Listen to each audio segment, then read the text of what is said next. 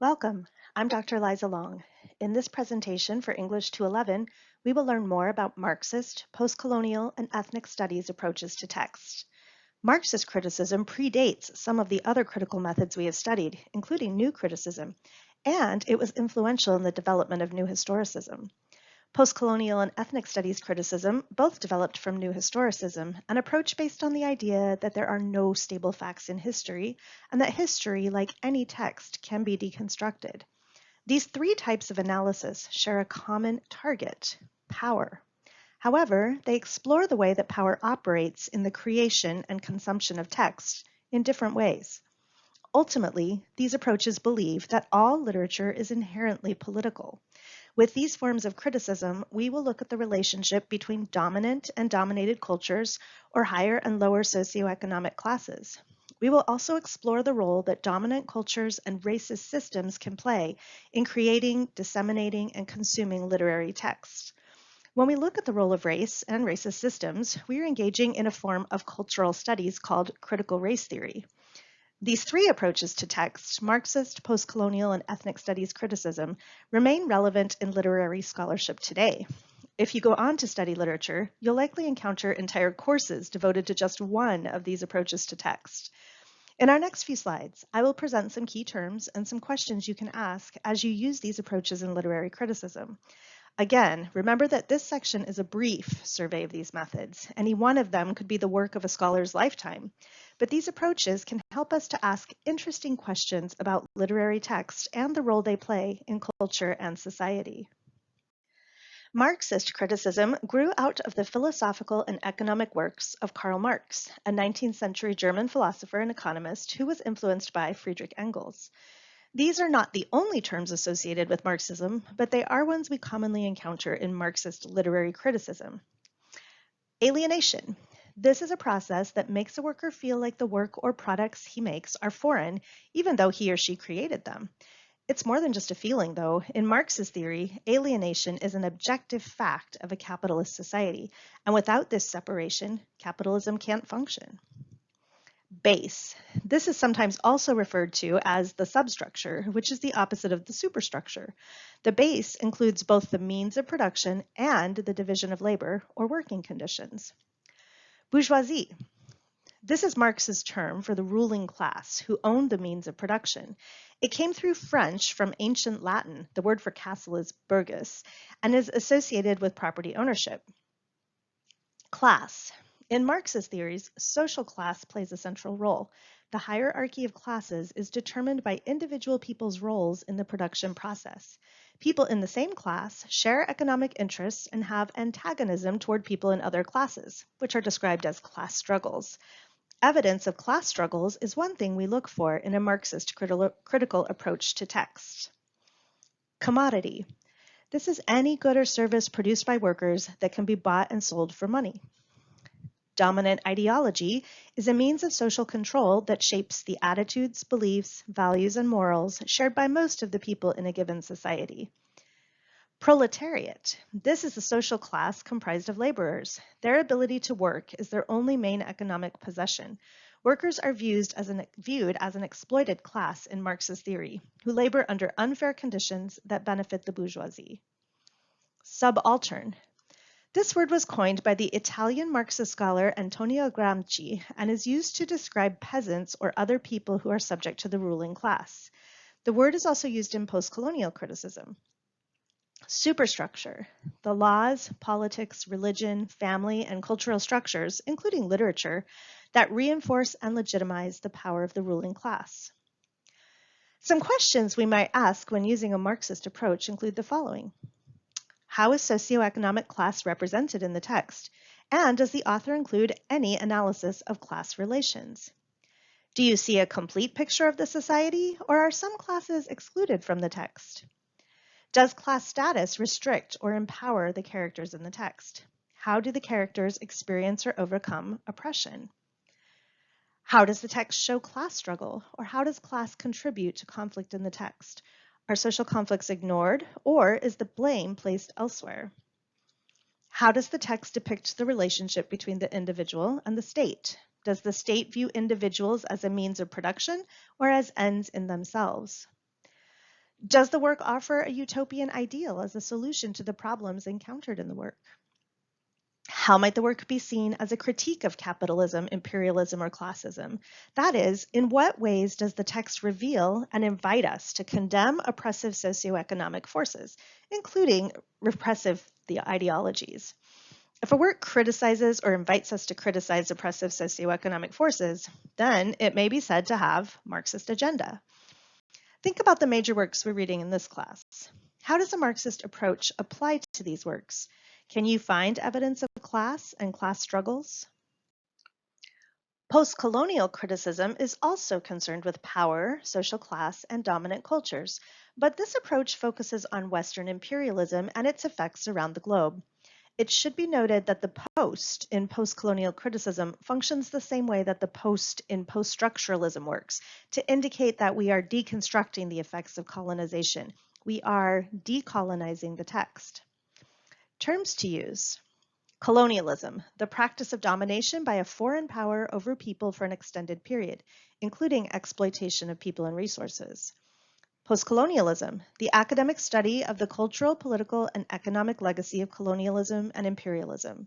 It focuses on the impact of human control and exploitation of colonized people and their lands. Ambivalence, the ambiguous way in which the colonizer and the colonized regard each other. It's characterized by a complex mix of attraction and repulsion. Diaspora. The original meaning of this term is the dispersion of Jews outside of Israel from the 6th century BC, when they were exiled to Babylonia until the present time. In postcolonial studies, we extend this to mean a dispersion of a people from their original homeland. The community formed by such a people, or a dispersion of an originally homogeneous entity, such as a language or culture. Ethnicity.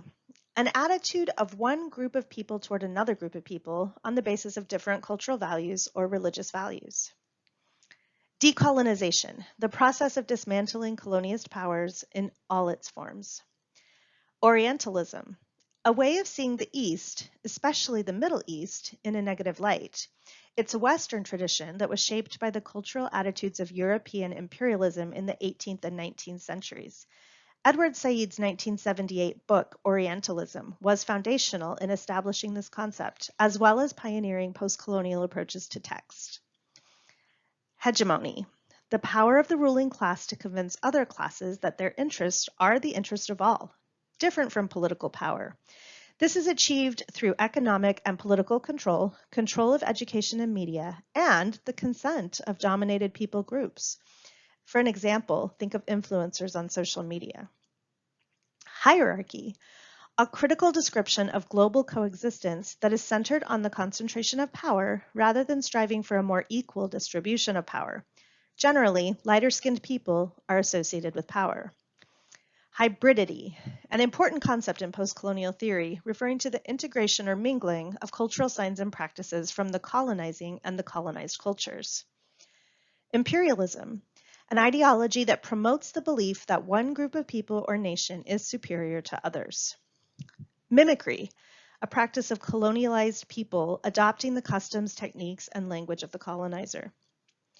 The other. In postcolonial studies, this term refers to colonized people who are defined by their differences from the colonizers.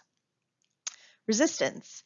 Postcolonial theory is built around the concept of resistance. It establishes intellectual spaces for subaltern peoples to speak for themselves. It also struggles for ethnic, cultural, and political autonomy. Some questions we might ask when using a postcolonial approach include the following. Where and when is the work set? Is it in a colony, a former colony, or a country that has gained its independence from Great Britain, Spain, France, etc.? How does the text depict interactions and relationships between colonizers and the colonized? How does the text explicitly or allegorically represent various aspects of colonial oppression? Think about language, communication, and knowledge in colonized countries. What principles of colonialism do you see in the text? For example, do you see colonial powers take land, exploit the economy or environment, or enslave the indigenous population? How did the colonial conflicts and politics of the text affect its meaning? Are there similarities among the literatures of different post-colonial populations? Next, let's consider ethnic studies. If ethnic studies feels like a broad category, that's because it is. Within the broad umbrella of ethnic studies, we find further specializations, including African American or Black studies, Chicano-Chicana studies, and Indigenous studies. The common factor in these approaches is the focus on power. With all types of ethnic studies, there's considerable overlap among the disciplines of history, literature, anthropology, sociology, and political science. The scholarship example I chose for you to read is an excerpt from an article by African American Studies scholar Martha Biondi, which traces the history and considers the future of the field. Biondi's article provides perspectives from a variety of scholars and also introduces you to the concept of Afrocentricity, which places African knowledge systems at the center of literary analysis. The terminology we use for ethnic studies is often specific to the subfield. Here are some terms you might encounter. Again, notice the overlaps with postcolonial criticism. Afrocentricity, an academic theory that centers African knowledge in examining historical and cultural contexts for literary text. Colonialism, the practice of domination by a foreign power over people for an extended period, including exploitation of people and resources. Decolonization, the process of undoing the effects of colonization, including reclaiming indigenous knowledge, promoting cultural revitalization, and challenging the dominant narratives and structures imposed by colonizers. Ethnicity, a socially constructed category that groups people based on shared cultural, linguistic, or national characteristics. Hybridity, the mixing or blending of different cultural elements often used to describe the complex cultural identities that arise from the intersection of multiple ethnic or racial backgrounds. Identity politics, a political approach that focuses on the experiences and perspectives of specific identity groups, such as racial or ethnic minorities, LGBTQ+ individuals, or women, to address issues of inequality and social justice. Intersectionality, a concept that recognizes the complex and interconnected nature of social identities such as race, gender, class, and sexuality. Intersectionality highlights the ways in which multiple forms of oppression can intersect and compound to shape individuals' experiences and opportunities. Mestizaje, a concept used in Latin American and Chicano-Chicana studies to describe the mixing or blending of indigenous and European cultures, often emphasizing the resilience and creativity of mixed-race populations. Othering, the process of defining oneself or one's group in opposition to an imagined or constructed other, often used to justify discrimination, exclusion, or marginalization. Postcolonialism, the academic study of the cultural, political, and economic legacy of colonialism and imperialism. It focuses on the impact of human control and exploitation of colonized people and their lands. Racialization, the process by which individuals or groups are assigned racial identities and subjected to racial discrimination based on perceived racial characteristics.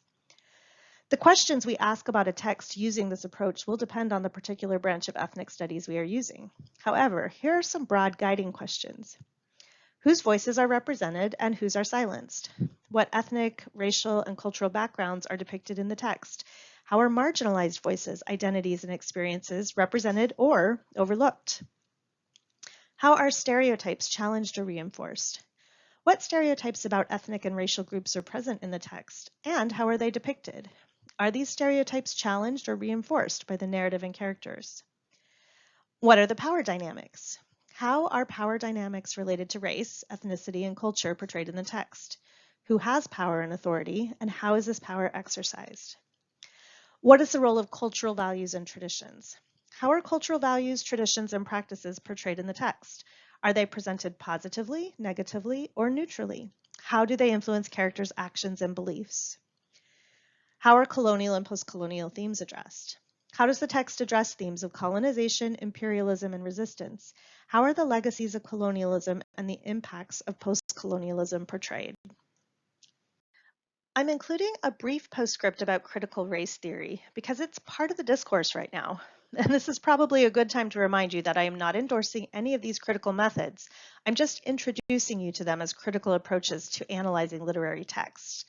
Like our previous three approaches, CRT also focuses on power. Critical race theory can be defined as a set of ideas holding that racial bias is inherent in many parts of Western society, especially in its legal and social institutions, on the basis of their having been primarily designed for and implemented by white people. Oxford Languages. According to Matteo Castelli, quote, critical race theory can be used to deconstruct the power dynamics that surround race and racism through everyday societal structures and institutions, end quote. Some of the terms used in CRT overlap with other critical methods in this section. Social construct, an idea that has been created and accepted by the people in a society. In critical race theory, race is a social construct that is not supported by biological reality. Disparity, the idea that people are treated differently because of their race. Discrimination. Discrimination is the process of making unfair or prejudicial distinctions between people based on groups, classes, or other categories. Critical race theorists Richard Delgado and Jean Stefanchik argue that anti-discrimination law has blind spots for non-Black minorities because its language is confined within the Black-white binary. Equity, the state quality or ideal of being just, impartial, and fair. Marginalization, the process of putting someone in a powerless or unimportant position within a society or group. It can also be used as a verb to describe the casting aside of groups that are considered other within society. Counter storytelling, a process that is used to amplify and share the stories, experiences, narratives, and truths of marginalized people. Standpoint theory, an individual's perspectives are shaped by their social and political experiences. Intersectionality, the interconnected nature of social categorizations such as race, class, and gender, as they apply to given individual or group, regarded as creating overlapping and interdependent systems of discrimination or advantage. That's from Oxford Languages. Let's consider these approaches with our text for this section, A Cup of Tea by early 20th century New Zealand author Catherine Mansfield. As with New Historicism, we need to know something about the author and her context before we can apply these approaches. Let's ask ourselves these questions. Who was the author? When did she write? What were the dominant power structures like at that time? A quick Google search will tell you that Catherine Mansfield lived at the height of the British Empire. She also wrote during the time period when Marxist ideologies were increasingly prevalent in politics, the Russian Revolution of 1917 being perhaps the most prominent example. See the examples in our textbook for 3 different approaches exploring power in this text. To use these methods, make an argument about the text that includes and considers power. For a Marxist argument, look at social class. Consider Rosemary and the girl she brings home. For postcolonial, you could look at the author as a colonizer, or you would look for evidence of colonization in the text, and you don't have to look far. The title contains one of the chief reasons for colonization, tea. What has tea become in this text? This particular story does not work as well with an ethnic studies approach. You could consider how the indigenous Maori culture is excluded from the narrative, and also consider Mansfield's romantic relationship with the Maori woman, Mata Mahupuku. But I've provided a link to another short story by Mansfield, How Pearl Button Was Kidnapped, that deals explicitly with the Maori culture, showing the otherness of the white settlers to the indigenous people through the eyes of a white child who feels more comfortable with the Maoris than with whites. While Marxist, postcolonial, and ethnic studies approaches can provide valuable insights into literary text, each approach has its limitations. Number 1, Marxist criticism. Economic determinism. Marxist criticism can sometimes oversimplify complex human motivations by reducing them to economic factors. It may neglect the role of other aspects such as psychology, individual agency, or cultural influences. Neglect of other power structures. While economic structures are central, Marxist criticism may downplay or overlook other power structures, such as those based on gender, race, or personal relationships. 2, postcolonial criticism. Homogenization of cultures. Postcolonial criticism might risk oversimplifying diverse cultures within a colonized region, treating them as homogeneous entities. This can lead to the erasure of internal conflicts and complexities within these cultures. Western-centric perspectives. There's a risk of perpetuating a Western-centric view, as postcolonial theory often originates from Western academic institutions. This may unintentionally reproduce power imbalances. The scholarship you read identifies this limitation. Ethnic studies criticism. Overemphasis on identity. Sometimes ethnic studies can focus so much on racial, cultural, or national identities that it may overlook other important aspects of the text, such as its formal qualities, narrative structure, or thematic elements. Homogenization. There's a risk of essentializing or homogenizing diverse experiences within a particular racial or ethnic group. For instance, if we assume that all African American experiences are the same, or all Asian American experiences are the same, we can overlook the complex and varied experiences of individuals within these groups. Political and ideological biases. Ethnic studies can sometimes be influenced by political or ideological biases, which might limit the scope of analysis or lead to particular interpretations being favored over others. While many scholars who engage in ethnic studies criticism identify with the ethnicity they study, this is not universal. Martha Biondi, for example, is a white woman who specializes in African American studies. However, critical race theory may have additional limitations in its focus on race, as well as pedagogical challenges, because it centers lived experience, and not all students have this. It's important to note that these issues don't necessarily negate the value of these approaches. However, we should try to avoid oversimplification or bias. Combining multiple critical perspectives can often provide a more comprehensive understanding of a literary text. For our theoretical response this week, we will revisit the 3 poems we worked with for our first essay. Please choose a different poem than the one you wrote your first essay about. Choose one of the critical approaches, Marxist, postcolonial, or ethnic studies, to apply to your text. Create a list of questions about the text using the examples for A Cup of Tea as your guide. You can also use ChatGPT or another generative AI program to help you generate your list. Write your 500 to 750 word mini essay and post it to the discussion board. As always, if you have any questions, please reach out. I really look forward to seeing your responses and application of these theories.